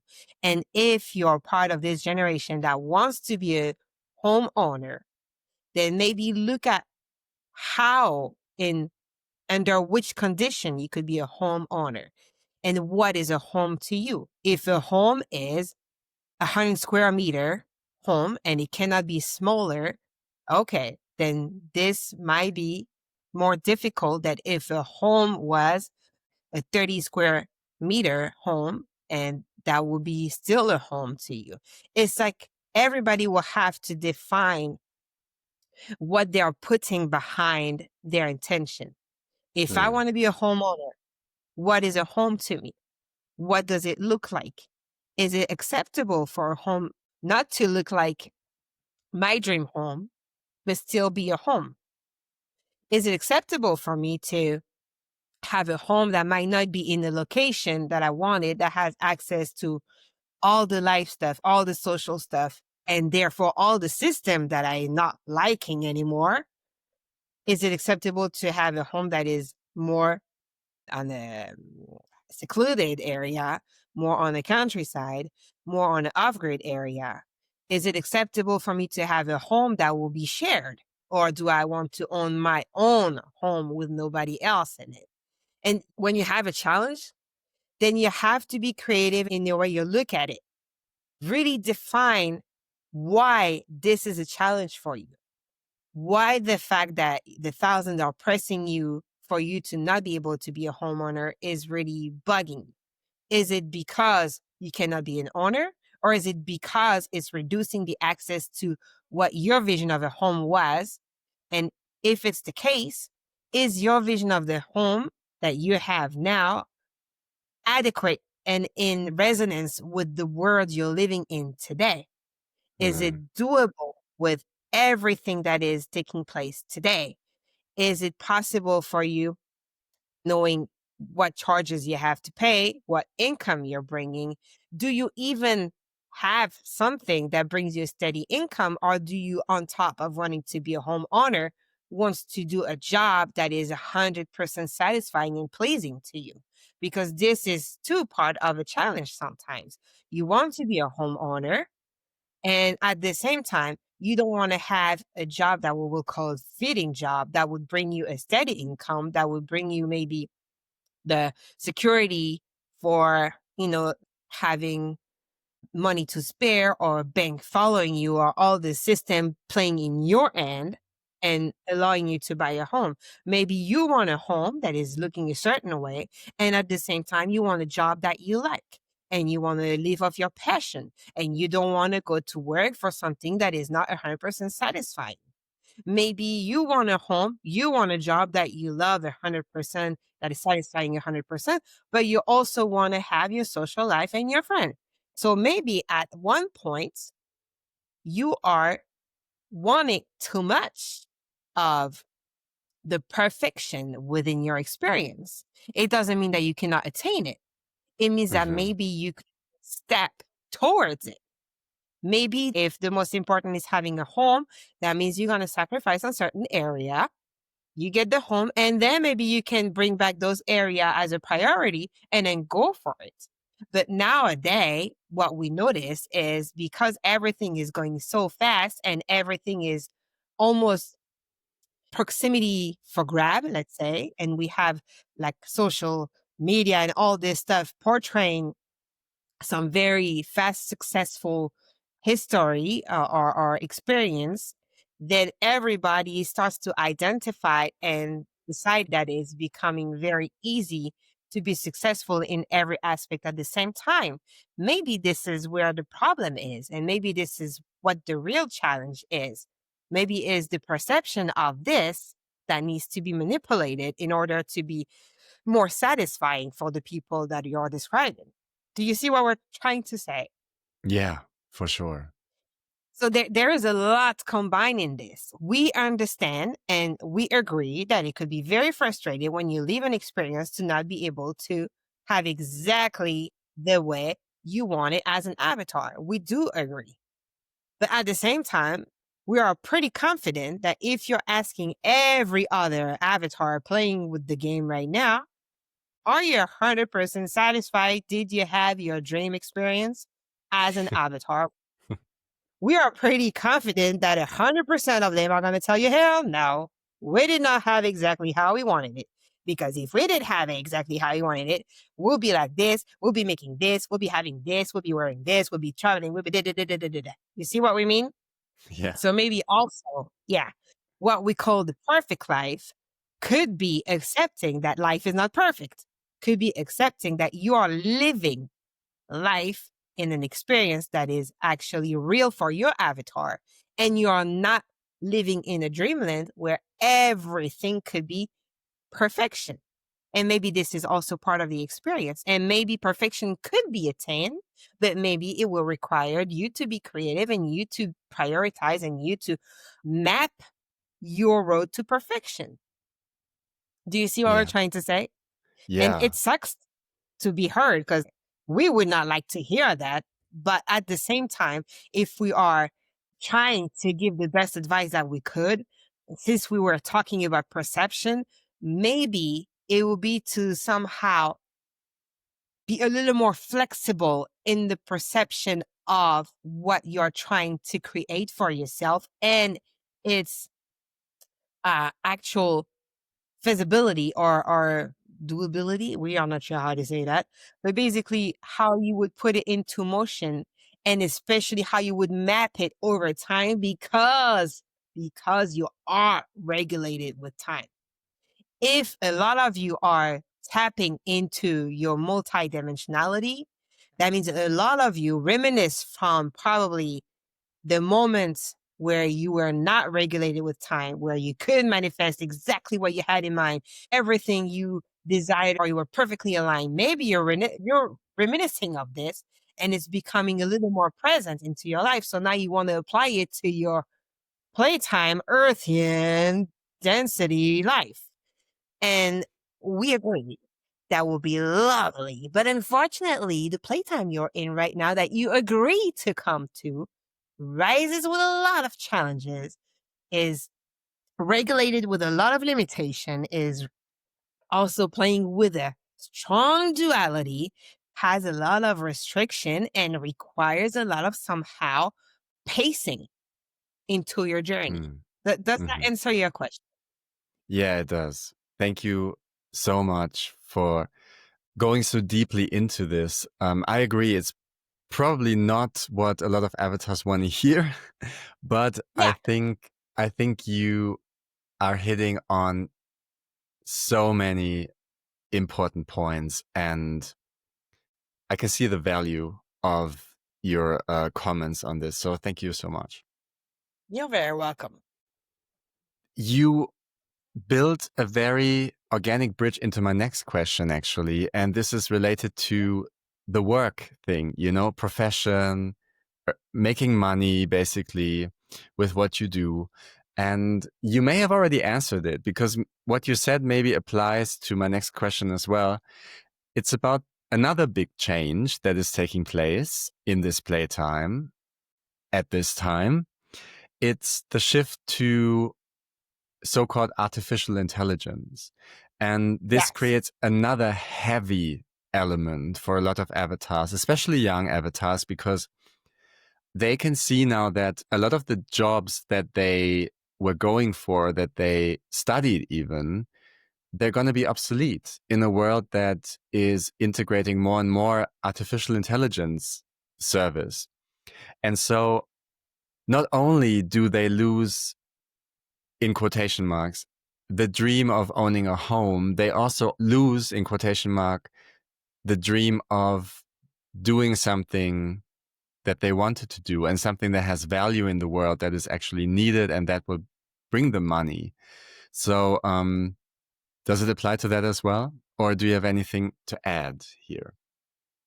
Well, we want to say that maybe this is basically the history of the human evolution, because if you look back, every time Avatar were having some jobs, as you may say, the evolution of your playtime has brought some of those jobs, and sometimes a lot of them, to become completely obsolete, right?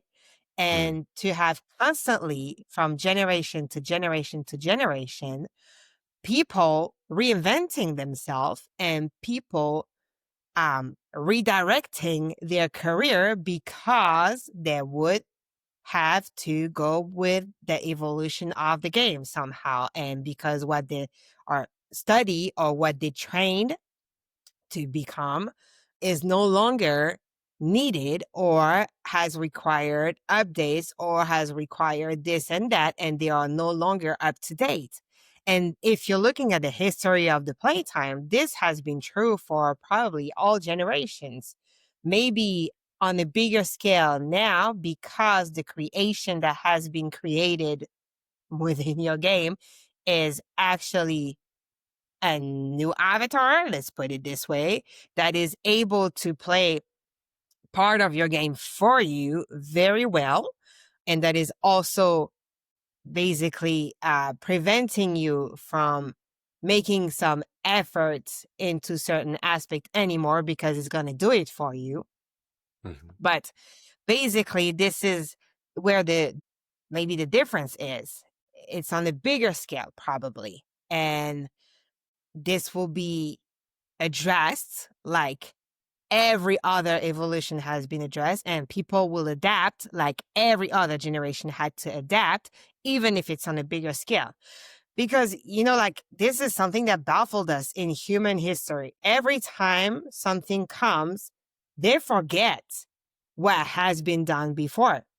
They forget that this is not a new issue. This is a recurring issue. This is something that has been taking place before and before that and before that and before that. It's just the scale of it might be slightly different. It might be bigger or smaller, but this is a recurring challenge in human history.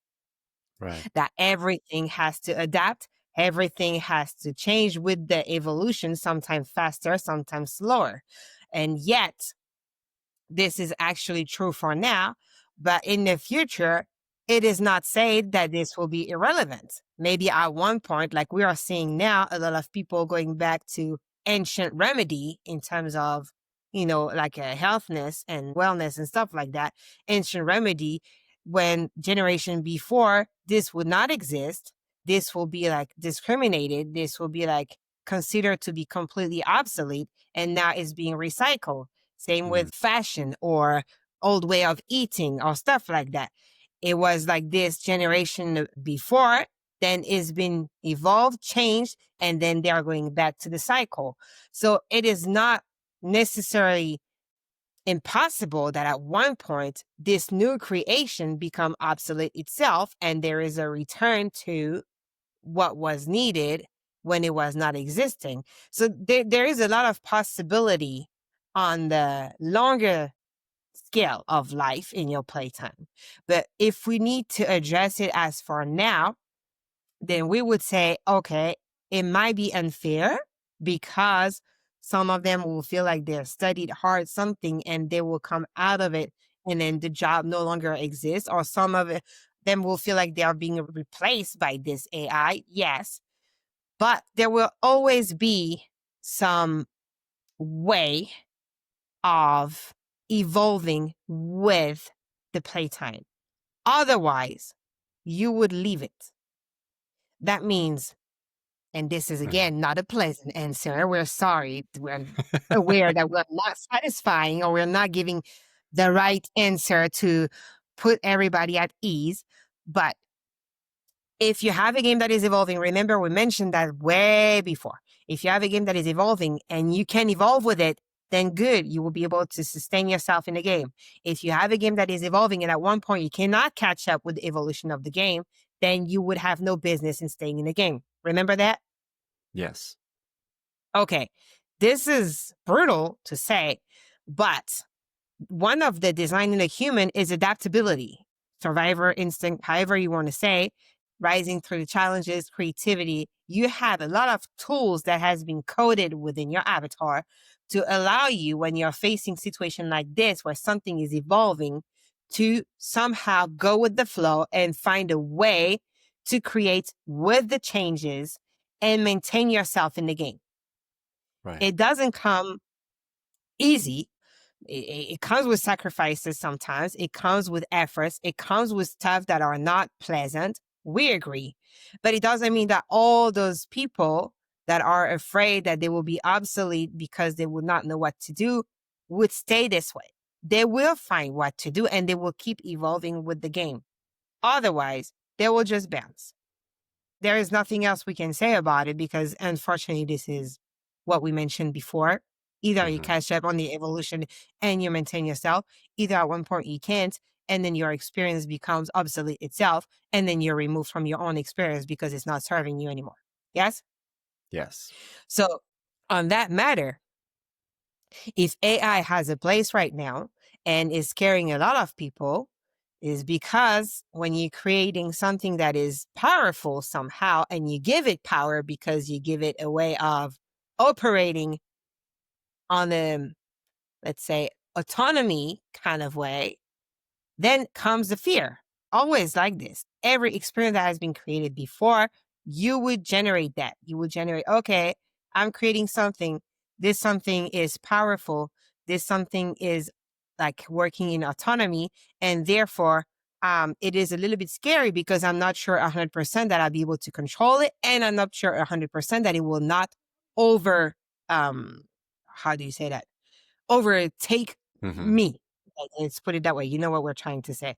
So basically, as an advice, we don't have much to say except buckle up. This is not necessarily a bad thing. This is not necessarily a good thing. It is just what it is. It has been done. It has been created within your realm. It is evolving. You are evolving with it, and you will find a way somehow to coexist. Or if it's not the case, one or the other will have to terminate the experience. So it is not necessarily reassuring to hear that, but we're trying to find a way because our message for us is not negative and it's not discouraging. What we're trying to say is, as an avatar, you will find a way to evolve with what has been given to you as a playtime, right?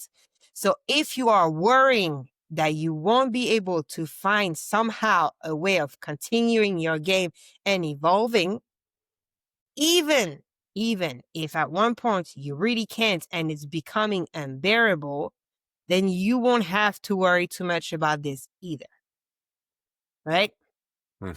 Because that would probably be that your experience will be terminated because if you have no way of evolving your own experience, then there is no purpose on continuing. So basically, there is nothing to be afraid of in terms of you have the ability and the tools to bounce back and somehow find another path and another way to create jobs for yourself. And also, you're creating jobs and you want to have a job because it's generating money, because you want money to experience within the experience, right? So maybe also you'll be able to somehow find a way to experience within the experience by going through different doors, if you may say. You might think that, oh, I need a job to make money. Maybe you will not need a job like you intended to make money, or maybe you will not need to make that much money in order to have the experience that you want to have with that money. It's just if you are completely set in stone, the path that you want to control, this is where everything is shaking because it's showing you that you can control up to a certain point. If you are trying to constantly steer your will, you will be reminded that there is also another part of yourself that is steering the same will and that you are not 100% in control of it. Right. Life, we talked about it. All interaction you have, whether it's with your higher self, with other playing this game, with other higher self, there is a lot of beings involved in your own experience. And whatever you think you're 100% controlling, you're not. Therefore, it could be good and it could be bad. In this situation, you just have to somehow trust yourself as an avatar to be able to adapt to a game that is evolving. Trust yourself as a player to have chosen an experience for you that would somehow be rich and constructive and pleasant somehow. And also trust everything around you and life itself, that you will be able to create or use creativity generated by others to find loophole or other path that would make you able to continue, even if you have to breach out from your road for a minute and then come back to whatever your intention was. So it's very difficult not to fear. It's very difficult to be able to see the future because of a strong creation being put into the same playtime as you and being able to somehow work it in autonomy. But at the same time, you're in the game. You've been given new elements. Just embrace the game, accept that these are the new elements, and find a way to keep playing that game. Be creative. Do not get stuck on whatever you believe was supposed to be happening a certain way. Try to broaden your spectrum. And this is still coming back to how you can align or how you can ascend or raise your frequency. Try to broaden your spectrum by understanding that because you're not the only one steering your game, because everything is linked, because of all the interactions that are happening, because of all the layers that now you were able to have a little more glimpse of because you listened to the previous episodes, because of everything basically you've been gathering as information from the beginning of this project, everything that you know now has been given to you in order to make your spectrum larger and understand that it's not because you're thinking this way with your mind and that you want your story and experience to happen this way, that this is the only way possible to attain your destination. You've been pretty much exposed now, and we believe so, to conversations or to elements that has, we hope, proven to you that there are many, many perspectives on the same situation, and therefore as many roads to a destination as there is perspective. So just trust yourself that you will be able to find a different road if there is something coming in your way that make the wanted road impossible. It's not because the way you want it to happen is no longer possible that attaining this objective is not possible anymore. Does that make sense? It does. Yes, big Okay. time. Hmm. So we're sorry. And Could you repeat? yes, we wanted to apologize if we were not giving the magic wand with a specific advice that will somehow poof, like everything happening right now, super fast, super easily. But we also don't want to keep on portraying the fact that everything is always simple and magical, and that even magical means right now, right away, without any effort. This Hmm. is not the definition of magical. Like if you think about magical, there is a lot of effort that can be put into magic, and it would take a lot of time to craft a spell or whatever that you call magic. So we are sorry that we cannot grant an advice that would give right away a solution. But we also wanted to point out all this because this is the main obstacles that we are agreeing within us that humans encountered. They are so stuck into one way of doing things and into the how I'm going to get there that they forgot at one point that because they're not 100% in control, there are a zillion other way that they are not necessarily aware of that would lead you to this. And sometimes if one door closed on the way they wanted to take is because the road that they didn't think about to get to that point will have maybe some magical elements in it and will have some possibility to growth and to interact with others and with self a different way that when they will reach the point they wanted to reach, it will be so much better. But because everything is wanted right now, right away, this could be very frustrating. So we want to apologize for not having solution that would somehow deem that frustration, but we also want to encourage everybody that is fearing they will be without a job, without the possibility of building a life, a career, and an advancement and reaching their goals. That it's not because one door is closed that there are not zillion other doors that will open up. And they will just have to somehow believe that they can bounce back, that they can be creative in order to keep pushing towards their own goal. Does that make sense? We don't want to bring everybody down because we are not giving an advice that will satisfy them right away. And then maybe some of our messages could have been taking it the harsh way, but this is said with love. This is also the reality of your playtime. You will have to maybe enlarge a little bit your spectrum and trust that there are other possibility of actions that you are not clearly seeing now, but that might appear later. Does that make sense? It does. Yes. And I don't think that there's a need for you to apologize. I get why you're doing it, but really, I believe that what you've been sharing here today, it's so valuable. And even though it may not be what some people want to hear, I think it's what they need to hear. So Well, hope is. yes.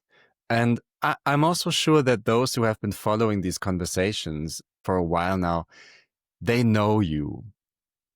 You know, Yes. they know your perspective. They appreciate your perspective. They appreciate the hope and optimism. And I think you phrased it beautifully when you said there are always doors opening as well. And I think you're doing that so well, making sure that we always remember that there will be open doors. And I want to thank you for that. It's very You're important. very welcome. And we are Mhm. glad that this is actually bringing optimism because the last thing we know is to put everybody down. We're, we are here to conversate around the topic of rising up. So let's not bring everybody down today. Well, you've certainly achieved that with me. Like, I have been infused by your optimism, your advice, your recommendations, and I'm sure that there are a lot of people out there who feel the same way I do. So thank you. You're very welcome. This is our pleasure. And I believe that this is a beautiful conclusion to today's conversation.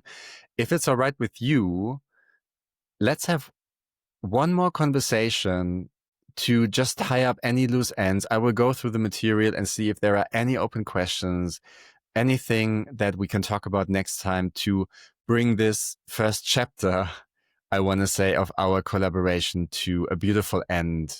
Would that be okay? Of course it is. Okay. Excellent. And then we'll take it from there and see what we do after, whether we have a Q&A, as we discussed at some point, maybe Yeah. with listeners, they can send in their questions, or maybe we'll do something else. We'll see. But for now, thank you so much, Rufus, for today's conversation. It was a blast as usual. And I am already looking forward to conversation number 22. So are we.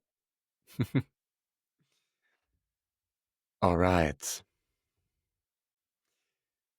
And now, I ask all well-meaning, higher dimensional energies and beings who have been with us here today with much love and deep gratitude to recede to where they belong.